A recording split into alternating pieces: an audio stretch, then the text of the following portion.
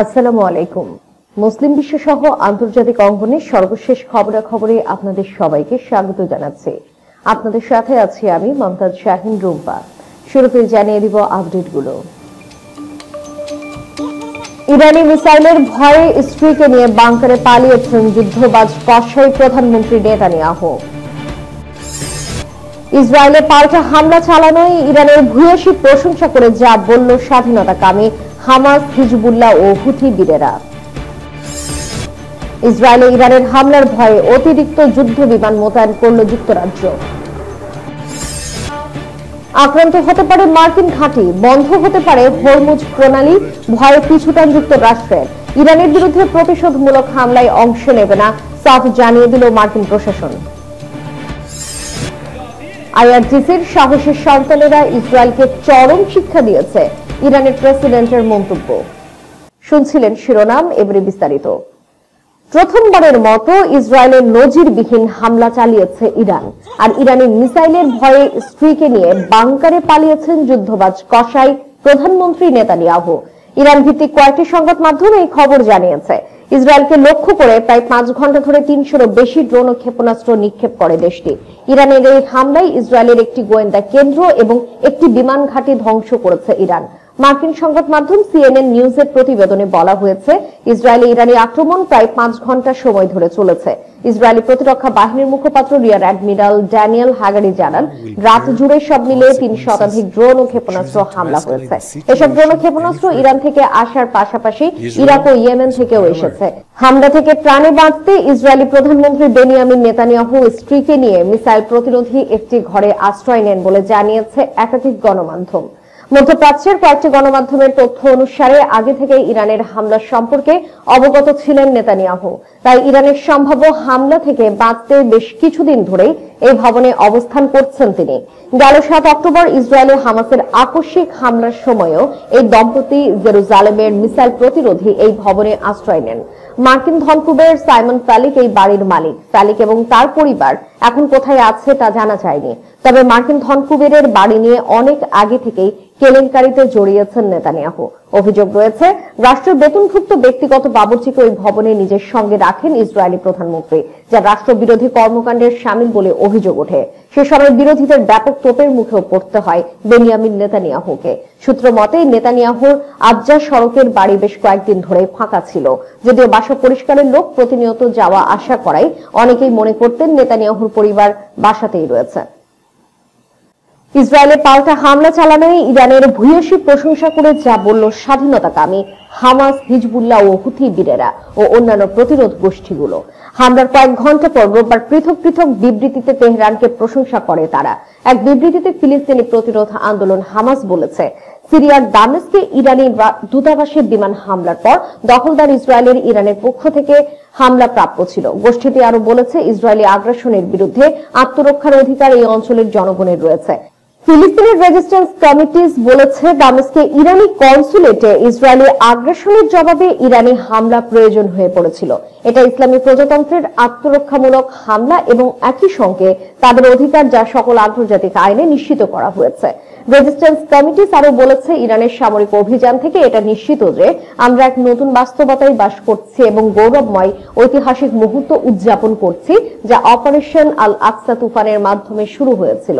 এদিকে ইসরায়েলে ইরানের হামলার পক্ষে সমর্থন জানিয়ে ইয়েমেনের সশস্ত্র বিদ্রোহী গোষ্ঠী হুথির এক মুখপাত্র বলেছে, চলতি মাসের শুরুতে সিরিয়ার দামেস্কে ইরানের কনসুলেট ভবনে হামলার প্রতিক্রিয়ায় ইসরায়েলের উপর ইরানের হামলা যে কোনো বিচারে বৈধ। ইসরায়েল প্রতিষ্ঠার পর এই প্রথম দেশটিতে সরাসরি হামলা চালালো ইরান। তাদের সঙ্গে হামলায় যোগ দেয় ইয়েমেনের সশস্ত্র গোষ্ঠী হুথি। এরপর লেবাননের সশস্ত্র গোষ্ঠী হিজবুল্লাহর পক্ষ থেকেও ইসরায়েলের রকেট হামলা চালানো হয়। মধ্যপ্রাচ্যে অতিরিক্ত যুদ্ধ বিমান এবং রিফুয়েলিং ট্যাঙ্কার মোতায়েন করেছে যুক্তরাজ্য। ইসরায়েলে ইরানের ড্রোন হামলার প্রতিক্রিয়ায় এই পদক্ষেপ নেওয়া হয়েছে। কাতার ভিত্তিক প্রভাবশালী সংবাদ মাধ্যম আল জাজিরা ও ইকোনমিক টাইমসের প্রতিবেদনে এইসব তথ্য জানা গেছে। এতে বলা হয়, এক বিবৃতিতে ব্রিটিশ সরকার জানিয়েছে, সিরিয়া ও ইরাকের সশস্ত্র গোষ্ঠী আইএসআইএল এর বিরুদ্ধে যুক্তরাজ্যের চলমান অভিযান আরো সুদৃঢ় করবে এই বিমানগুলো। এছাড়া এগুলোর মাধ্যমে ওই অঞ্চলে দেশটির চলতি মিশনের পরিসরের মধ্যে যে কোনো বিমান হামলা প্রয়োজন অনুযায়ী আটকানো যাবে। ব্রিটিশ সরকারের এক মুখপাত্র বলেন, রোমানিয়া থেকে বেশ কিছু যুদ্ধযান মধ্যপ্রাচ্যে স্থানান্তর করা হয়েছে। সেই অঞ্চলে আমাদের পদচারণা আরো বাড়াতে এই উদ্যোগ নেওয়া হলো। বিবৃতিতে আরো বলা হয়, ইরানের হুমকি বেড়েছে, সেই সঙ্গে মধ্যপ্রাচ্যে উত্তেজনা বৃদ্ধি পেয়েছে, যার প্রতিক্রিয়ায় এই অঞ্চলের অংশীদারদের সঙ্গে কাজ করছে ব্রিটিশ সরকার, যাতে আর হামলা না হয়। গত 1 এপ্রিল সিরিয়ার রাজধানী দামেস্কে ইরানি কনসুলেটে বিমান হামলা চালায় ইসরায়েল। তাতে ইরানের সামরিক বাহিনীর 2 ব্রিগেডিয়ার সহ 13 কর্মকর্তা নিহত হয়। সেই হামলার জন্য ইসরায়েলকে দায়ী করে প্রতিশোধ নেওয়ার প্রত্যয় ব্যক্ত করে ইরান। শনিবার রাতে সেটারই জবাব দেওয়া হয়েছে। এই নিয়ে দীর্ঘদিন পর ইসরায়েলের ভূখণ্ডে প্রত্যক্ষ হামলা চালালো ইরান। তাতে মধ্যপ্রাচ্যের সংঘাত আরো বৃহৎ আকার ধারণ করতে পারে বলে আশঙ্কা করা হয়েছে। আক্রান্ত হতে পারে মার্কিন ঘাঁটি, বন্ধ হতে পারে হরমুজ প্রণালী, ভয়ে পিছুটান যুক্তরাষ্ট্রের।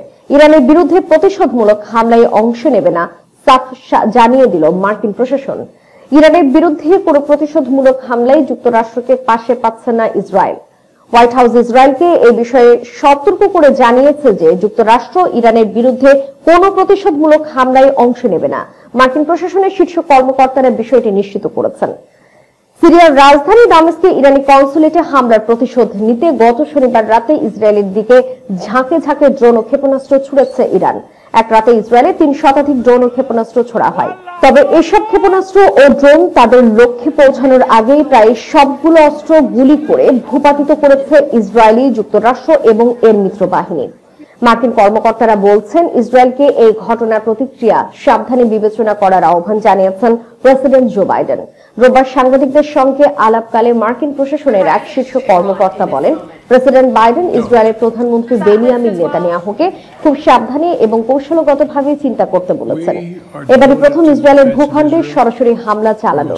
তবে এই হামলায় মধ্যপ্রাচ্যের সংঘাত আরো ব্যাপকভাবে ছড়িয়ে পড়ার আশঙ্কা তৈরি হয়েছে। এদিকে ইরান এরই মধ্যে হুঁশিয়ারি দিয়েছে, ইসরায়েল বা তার সবচেয়ে বড় মিত্র যুক্তরাষ্ট্র যদি কোনো ধরনের প্রতিশোধ নেওয়ার চেষ্টা করে তাহলে আরো বড় আক্রমণ চালাবে তারা। অন্যথায় সংঘাত এখানেই সমাপ্ত। ইরানের হামলার সময় মার্কিন বিমান বাহিনী এবং নৌবাহিনী কয়েক ডজন ক্ষেপণাস্ত্র গুলি করে ভূপাতিত করেছে। 80টিরও বেশি ড্রোন এবং কমপক্ষে 6টি ব্যালিস্টিক ক্ষেপণাস্ত্র মার্কিন বিমান প্রতিরক্ষা বাহিনী ইরাকের উপর দিয়ে ভূপাতিত করেছে। ইরানের মতো ইসরায়েলেও দূরপাল্লার ক্ষেপণাস্ত্র ব্যবহার করে প্রতিশোধ নিতে পারে। যেসব ক্ষেপণাস্ত্র ঘাঁটি থেকে ইরান হামলা করেছে সেগুলোকে নিশানা করতে পারে তেল আবিব। তবে এটিকে উস্কানি মনে করতে পারে ইরান। উপসাগরীয় 6 দেশ সহ সিরিয়া, ইরাক এবং জর্ডানে সামরিক ঘাঁটি রয়েছে যুক্তরাষ্ট্রের। পূর্ণমাত্রায় যুদ্ধ বাঁধলে ইরানি ক্ষেপণাস্ত্রের লক্ষ্যবস্তু হয়ে উঠতে পারে এসব ঘাঁটি। ইরান আরো একটি বড় কাজ করতে পারে, সেটি হলো হরমুজ প্রণালী বন্ধ করে দেয়া। মাইন, ড্রোন ও দ্রুতগামী জলযানের সাহায্যে এই রুটে জাহাজ চলাচল বন্ধ করে দিতে পারে তেহরান। সেটি হলে বিশ্বের প্রায় 1/4 তেল সরবরাহ আটকে যাওয়ার আশঙ্কায় রয়েছে। ইসরায়েলে ইসলামিক রেভলিউশনারি গার্ড কোর তথা আইআরজিসির প্রতিশোধমূলক হামলার ভূয়সী প্রশংসা করেছেন ইরানের প্রেসিডেন্ট ইব্রাহিম রাইসি। তিনি বলেছেন, আইআরজিসির সাহসী সন্তানেরা হায়নাদের চরম শিক্ষা দিয়েছে। ইসরায়েল প্রতিষ্ঠার পর এই প্রথম দেশটিতে সরাসরি হামলা চালালো ইরান। তাদের সঙ্গে হামলায় যোগ দেয় ইয়েমেনের ইরানপন্থী সশস্ত্র গোষ্ঠী হুতি। এরপর লেবাননের সশস্ত্র গোষ্ঠী হিজবুল্লাহর পক্ষ থেকেও ইসরায়েলে রকেট হামলা চালানো হয়। হামলার কয়েক ঘন্টা পর রোববার এক প্রতিক্রিয়ায় ইরানের প্রেসিডেন্ট বলেন, ইসরায়েলের ড্রোন ও ক্ষেপণাস্ত্র হামলা ইরানের ইতিহাসে একটি নতুন অধ্যায় যোগ করেছে এবং আগ্রাসী ইসরায়েলকে শাস্তি দেওয়ার জন্য ইসলামী বিপ্লবের সর্বোচ্চ নেতা আয়াতুল্লাহ আলী খামেনেইর আন্তরিক প্রতিশ্রুতির বাস্তবায়ন করেছে। জাতির উদ্দেশ্যে দেওয়া ভাষণে প্রেসিডেন্ট রাইসি বলেন, গতরাতে ইসলামী রেভলিউশনারি গার্ড কোর তথা আইআরজিসির উদ্যমী ও সাহসী সন্তানেরা দেশের সব প্রতিরক্ষা এবং রাজনৈতিক অঙ্গনের সহযোগিতা ও সমন্বয়ের মাধ্যমে ইরানের ইতিহাসে একটি নতুন অধ্যায় যোগ করেছে এবং ইসরায়েলকে একটি চরম শিক্ষা দিয়েছে। ইসরায়েলে ইরানের হামলাকে বৈধ আত্মরক্ষার অধিকার হিসেবে বর্ণনা করেছেন ইরানের প্রেসিডেন্ট। তিনি বলেন, আন্তর্জাতিক আইন মেনে এবং নিজেদের আত্মরক্ষার স্বাভাবিক অধিকার থেকেই আইআরজিসি শনিবার গভীর রাতে ইসরায়েলে ক্ষেপণাস্ত্র ও ড্রোন ব্যবহার করে হামলা চালিয়েছে। দর্শক, শেষ করার পূর্বে সংবাদ শিরোনামগুলো জানিয়ে দিব আরো একবার।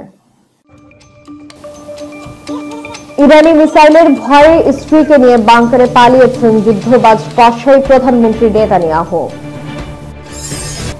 ইসরায়েলে পাল্টা হামলা চালানোয় ইরানের ভূয়সী প্রশংসা করে যা বলল স্বাধীনতাকামী হামাস, হিজবুল্লাহ ও হুথি বীরেরা।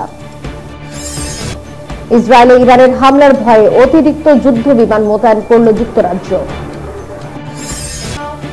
আক্রান্ত হতে পারে মার্কিন ঘাঁটি, বন্ধ হতে পারে হরমুজ প্রণালী, ভয়ে পিছুটান যুক্তরাষ্ট্রের। ইরানের বিরুদ্ধে প্রতিশোধমূলক হামলায় অংশ নেবে না, সাফ জানিয়ে দিল মার্কিন প্রশাসন। আইআরজিসির সাহসী সন্তানেরা ইসরায়েলকে চরম শিক্ষা দিয়েছে, ইরানের প্রেসিডেন্টের মন্তব্য।